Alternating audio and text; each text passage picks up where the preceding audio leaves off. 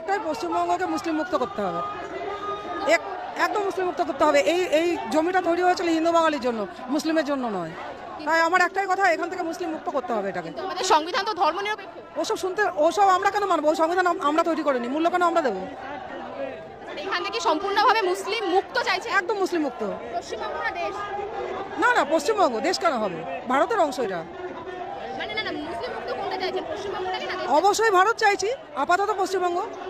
কিন্তু এই যে দরকারে সংবিধান বদল হবে, সেই দাবি থাকবে, আমি সেই দাবি করি, আমি সর্বক্ষণ সেই দাবি করি।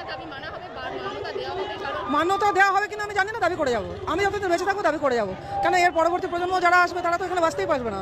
আজকে বাংলাদেশে যেটা হচ্ছে এখান থেকে তো তাড়িয়ে দেওয়া হবে, এখান থেকে একটু একটু করে হিন্দুকে মেরে ফেলা হবে, তাড়িয়ে দেওয়া হবে। যেটা কাশ্মীরে হয়েছে সেটা এখানে হচ্ছে, সেটা এরপরে অন্য রাজ্যে হবে, সমস্ত রাজ্য হবে, একটার পর একটা। হিন্দি মে গালি দেনে কে লিয়ে এক দাবা।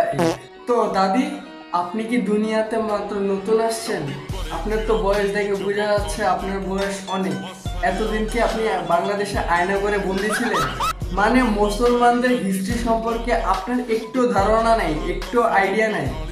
যেখানে মুসলমান দাঁড়ায় সেখানে আল্লাহ তাআলার নামের বৃষ্টি ঝরে। এই কথাটা মাথায় রাখবেন। বদরের যুদ্ধে 313 জন সাহাবীর সাথে আবু জাহেলের সাথে 1000 সৈন্য, 1000 তলোয়ার, 1000 ঘোড়া, তার পাশাপাশি 1000 ঢালও ছিল, তাও কিচ্ছু করতে পারেনি।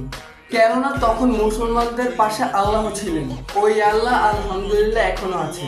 তবে ওই আল্লাহ এখনকার মুসলমানদের সাথে আছে, থাকবে, সারা জীবন থাকবে, আলহামদুলিল্লাহ। আর কি বললেন? সংবিধান? আপনি তো সংবিধান জন্মদাতা নাকি? আপনার কথায় দেশের সংবিধান চেঞ্জ হয়ে যাবে নাকি?